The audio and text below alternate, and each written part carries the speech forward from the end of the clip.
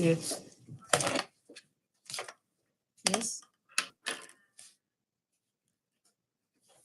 She's now live.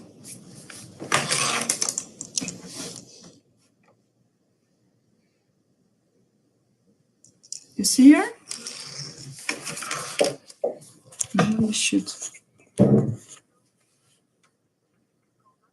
Yes, you are live, and the microphone is also working.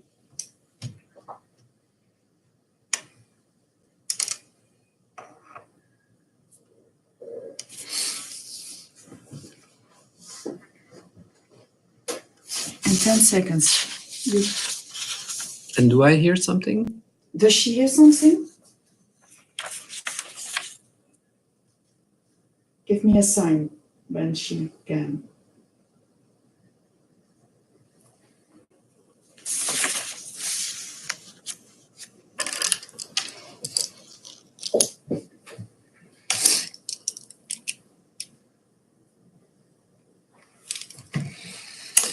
Hello, I'm Petra de Sutter. I'm a MEP candidate from the Flemish Greens. I've been a politician for the last 5 years. I was a member of the Belgian Senate and also the Parliamentary Assembly of the Council of Europe. So I have some experience in European politics, be it in the fields of human rights, democracy, and rule of law. Items that become more and more important today, as we all realize. And I also have to add that my background is, I'm a medical doctor. I'm a gynecologist, specialist in reproductive medicine. I'm, by the way, in the hospital right now where I'm between two patients talking to you. But of course, now really focusing on the elections of the 26th of May, hopefully getting into the European Parliament afterwards. I'm very happy to be here and to listen to your questions and trying to answer them. So please go ahead.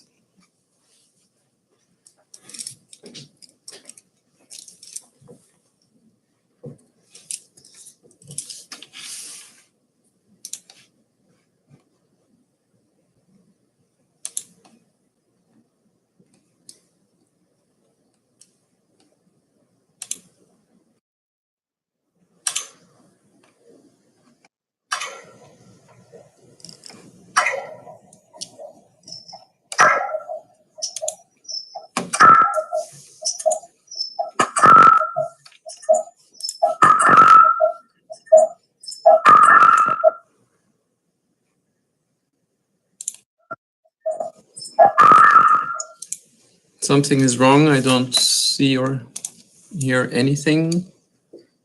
Can somebody give some instructions or advice?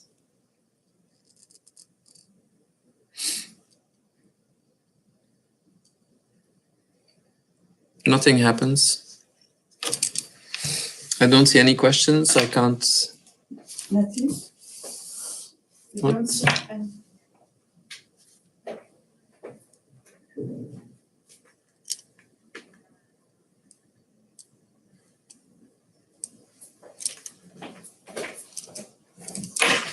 I don't understand.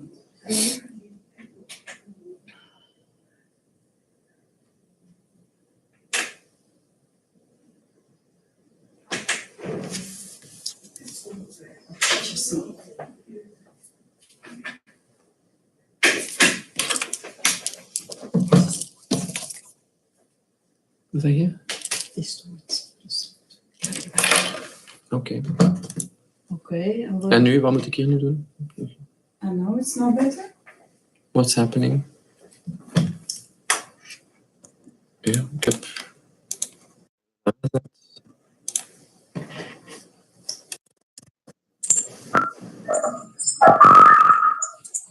Something is wrong. I don't see or hear anything. Can somebody give some instructions or advice?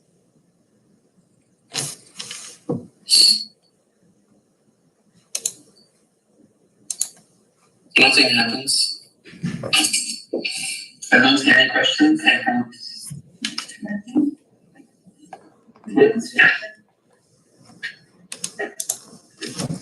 Anyone seeing this or listening, or can anyone help? Don't know what happens.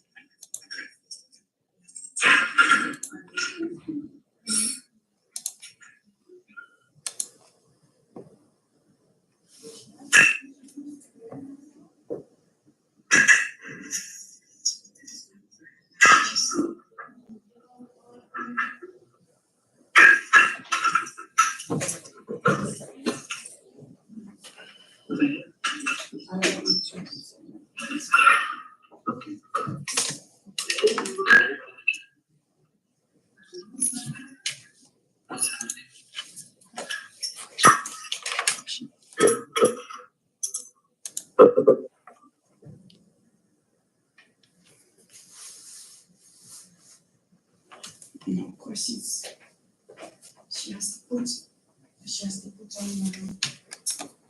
on the live. Ah, okay. Do I see a question by Yasmina Lazovic? I can read the question first. What is the EU supposed to do in order to assure that minority voices are heard and their identities recognized in different areas? In the cultural sector, with educational, health, social systems, and across entire Europe, not just particular countries? That's an interesting question. I think I would first want to say that in the EU, it is clearly in the treaties that cultural diversity has to be protected and is part of the I would say the jobs that the EU has to do to bring people together in the European Union in the cultural sector by investing in programs like Creative Europe, which is trying to raise funds for increasing the possibility of having cultural activities, mobility of artists across the EU, not in just particular countries. And minority voices are, in my view, an important part of this because they need protection. We really are united in our diversity. I believe it's a very important value of the EU that is under threat, of course, and maybe that is why the question is asked. And we know that populist right-wing parties try to reduce the whole issue of culture and also minority rights to exclusive nationalist agendas, which are contrary to the EU values. So we have to do exactly the opposite. Now, the EU, of course, has limited competences, except by the programs that they have to try to help the cultural sector. You also ask about education, social systems, health. If you ask me, I believe that the EU so far has been failing in bringing citizens together in these areas. It has been focusing on economic and financial elements way too much. This is why probably a lot of citizens don't believe in the EU anymore. And it is just by giving social protection, by having social standards that are in all member states equal and give access to healthcare, to good quality education and so on, that we will again try to gain the hearts of people for Europe again.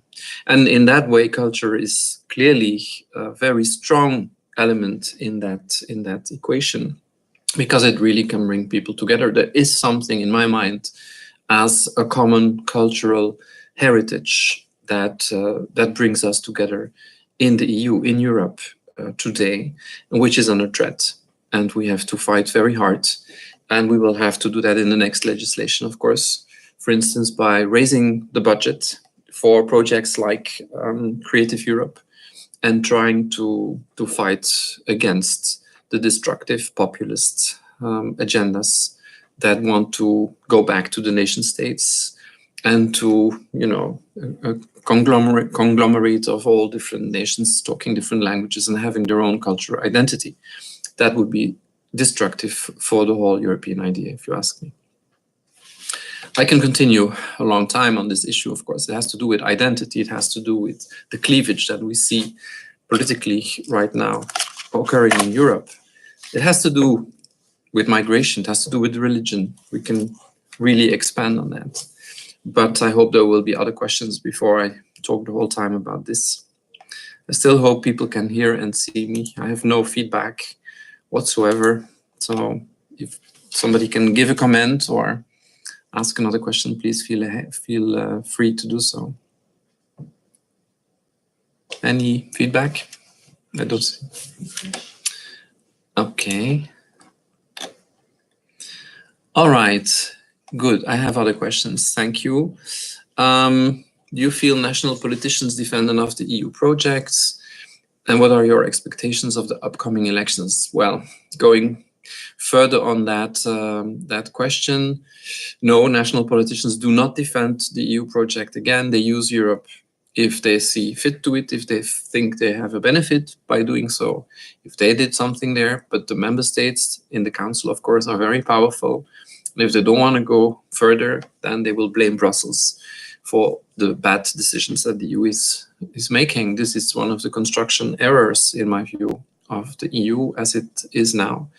And national politicians should defend the EU project much more, because the EU is, of course, also the member states. And citizens, voters should realize that by voting for their national politicians, they are also shaping the EU, because it is these national politicians that will be the ministers in the council that will take decisions at the EU level.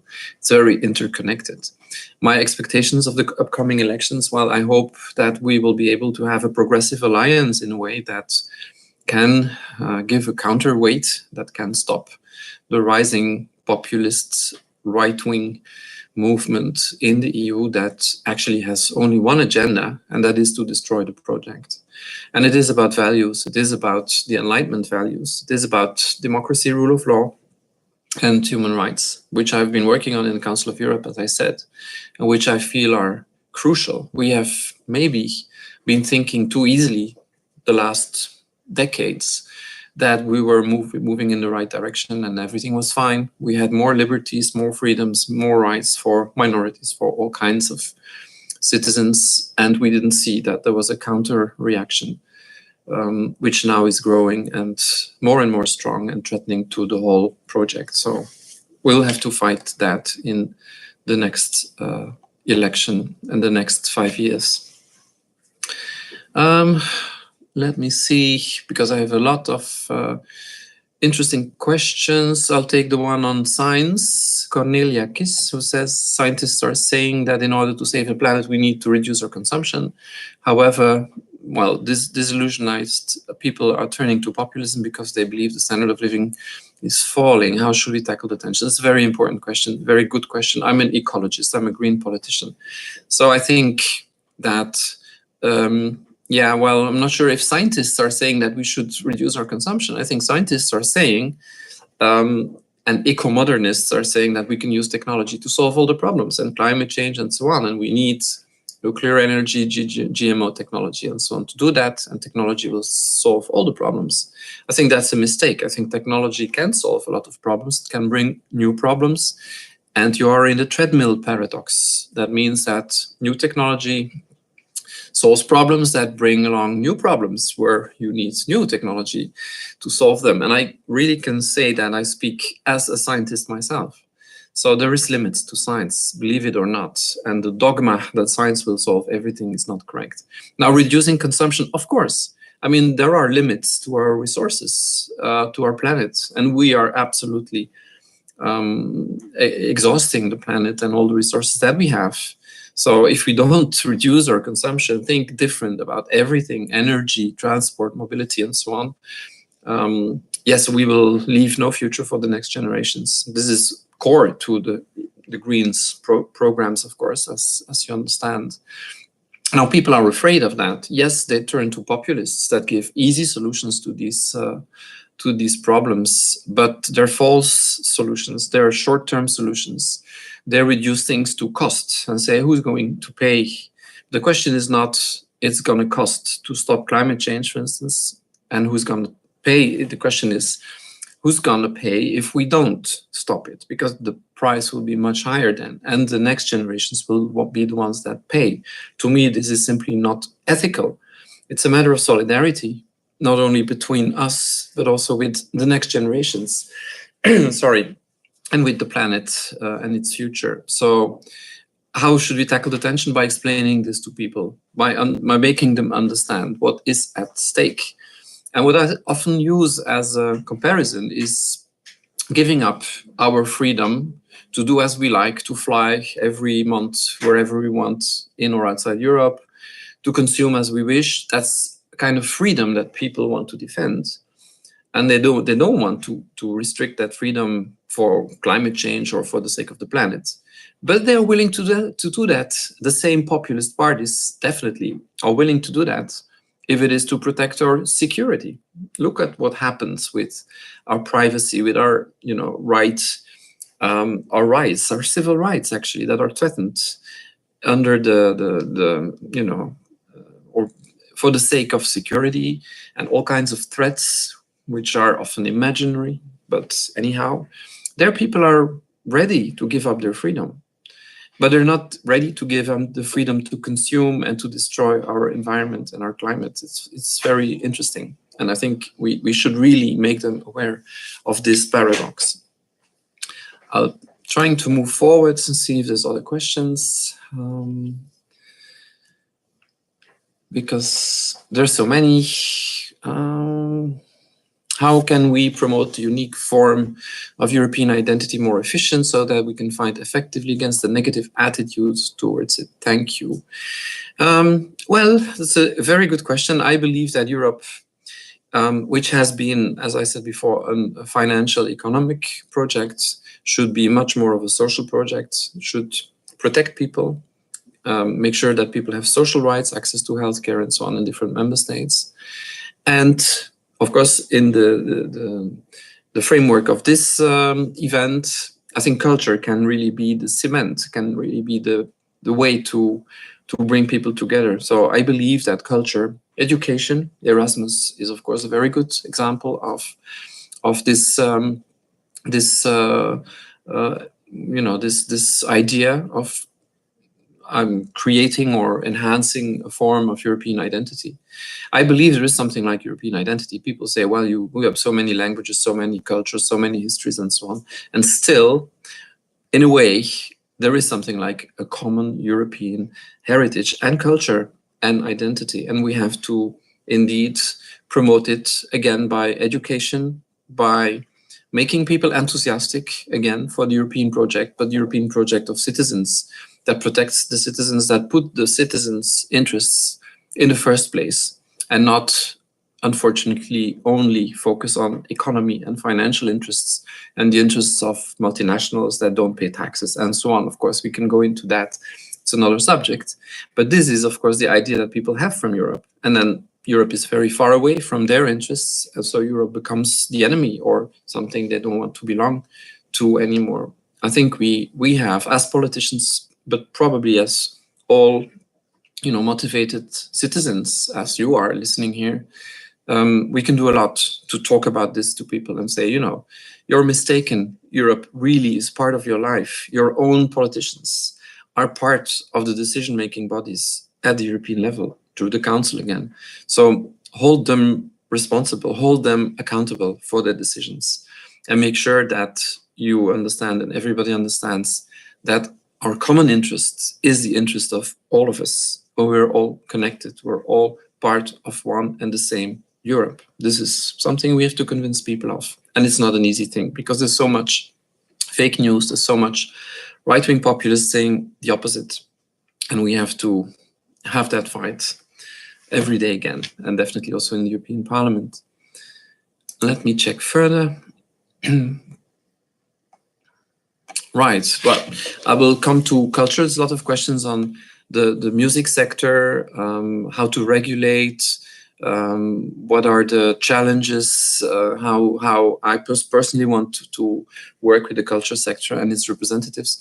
I must say, I'm not a cultural representative, or I like music, I play some instruments, but I'm not a professional in the culture sector, so this is not my core business. But as a Green, in our program, I can say that culture is a very important subject that really needs to bring people together, because we have so much division, so much hate speech, so much cleavage in our society, and culture can overcome that.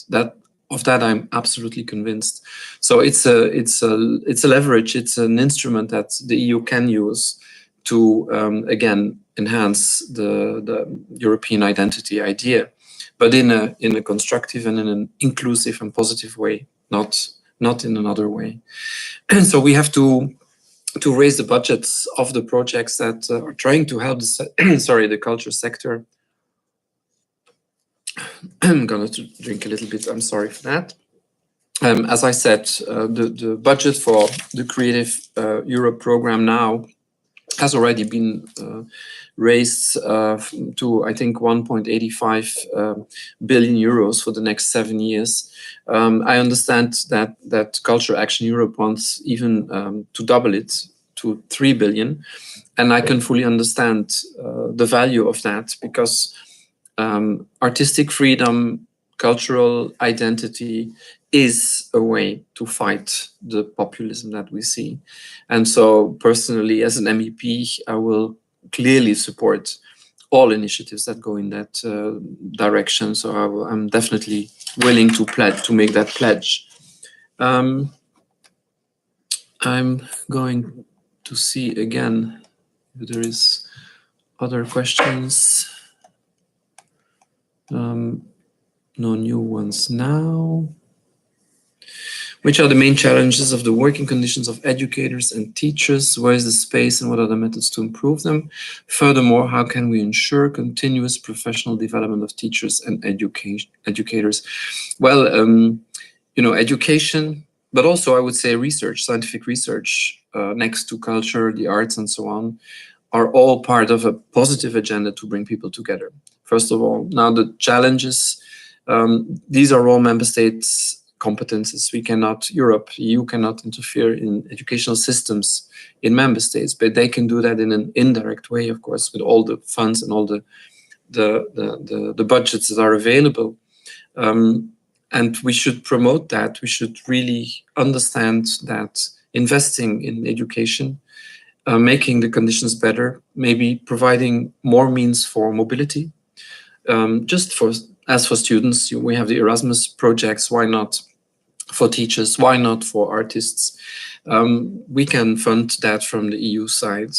And by the way, Erasmus should not only be restricted to the highly educated students and university students. It should be expanded to less educated and more professionally skilled people. All young people, all boys and girls should have the opportunity during their education time to travel to other European countries, and the EU should fund that. So we would want to also expand the Erasmus project.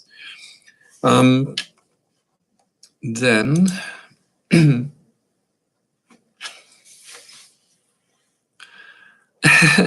Andrea Codriano, thank you very much. That's a very nice remark, because I'm not a cultural expert, but very nice to see that you appreciate what I say. For me, culture is just as important as education, as science, as environment, as nature, and it's part of my political engagement. I'm very sensitive to culture and art as an amateur musician, as I just said.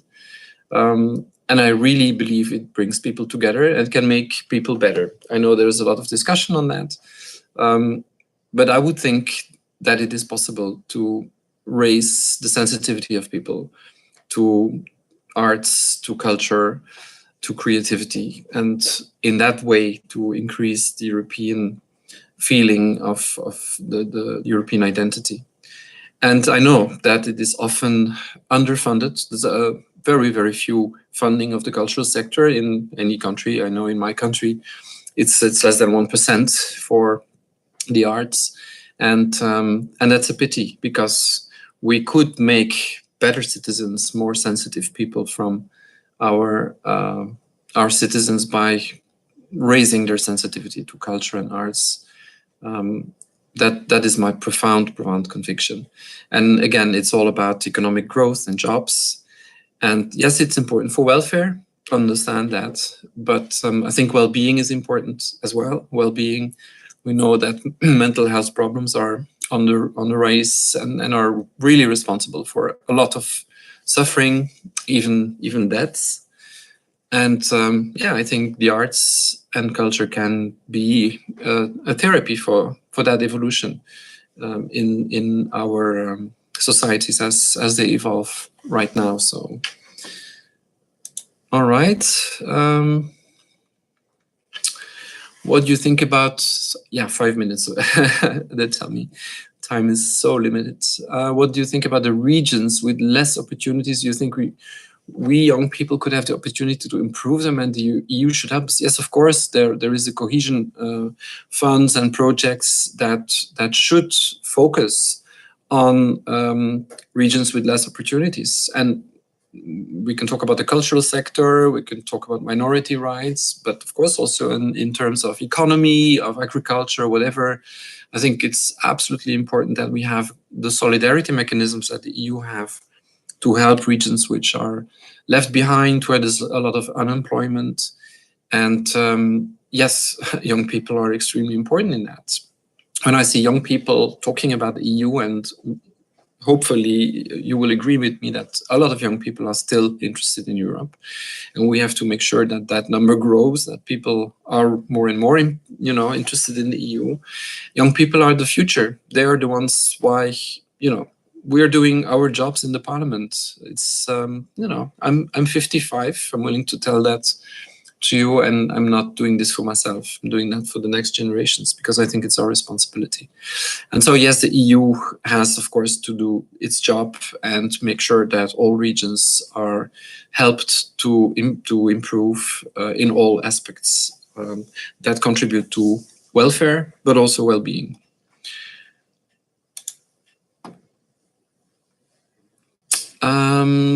How can we encourage critical thinking and media literacy in people of all ages, particularly in an area of large quantities of information?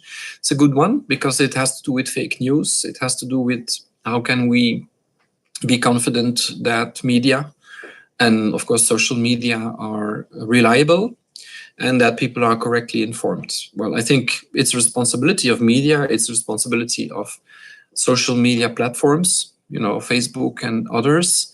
And the EU has to watch carefully that this is indeed being done. Fake news has to be sanctioned. And in the educational system in schools, we have to teach young people how to distinguish, the fake news from real news, how to fact check the information that they get, how to know if they can trust or not. It's not easy, I understand that. But we have to tackle this at different levels, policy levels. We have to make sure that the responsibility of the big players are addressed, and we have to educate people so that they are able to think for themselves and to be critical. It's a challenge, because we know that populists are easy to be followed because they give easy solutions to difficult problems, easy solutions that are fake solutions, believe me. But people are satisfied with these easy solutions, and of course they work on the fear and the anxiety of people, and they reassure them, and that's why they win elections. And critical thinking is so important. It's one of the adagios or the slogans of my own university of Ghent. The slogan is dare to think. Durf denken, dare to think. It's important. It's the legacy of the Enlightenment. We have to really be critical in everything and don't believe just anything that you read or see, because we're overwhelmed indeed with information. And of course, governments, politics, politicians have responsibilities there. Have to be, put laws in place to safeguard that information that is there is correct. Okay, and then I will end with the last question, which is, of course, as a green politician, I like the question on climate change and sustainable future. We're running out of time. Well, in this session also, I just have 2 minutes. What is the most urgent thing? Well, to really make sure that we're ambitious enough to reach our goals in terms of CO2 emission reduction and energy efficiency and so on. So these really have to be reached, because if we don't do that within the next 10, 11, 12 years, something like that, we'll have a planet where it will be difficult to live in a good way. That means there will be conflicts, inequality, economic challenges, etc. if we get over the 2 degrees raise of temperature. So we are running out of time. And so if people ask me, what are your top 3 priorities in the next in the next 5 years, I would say climate, climate, and climate. We have to rethink our economic systems. We have to go for system change, but in a social correct way, because there may not be victims. It's not the most vulnerable people that have to pay the price. It is the ones that pollute, and it is the ones with the largest financial possibilities. It's the multinationals. It's the very rich people that don't pay taxes, that evade taxes. You know that every year 1,000 billion of euros is lost as tax income because of fraud or evasion. So think about what we can do with that money every year. 6 times the total budget of the EU can be invested in climate change measures and circular economy and all the transitions, energy transition that we have to do to make our economy sustainable and in line with the Paris Agreement. So this is the most important thing. Thank you for that question. And since now it's 1 o'clock, I suppose I have to stop. I'm not sure if, yes, this is the end. Thank you so much. I had some technical problems at the beginning. I hope that at least you could listen or hear my answers. And it was very nice to do this. It's the first time that I do this kind of chatting. And I'm very, I would be very happy to do it again anytime. Thank you so much. And keep up believing in the European project. Go vote. Make sure that the right people win the elections. Thank you so much.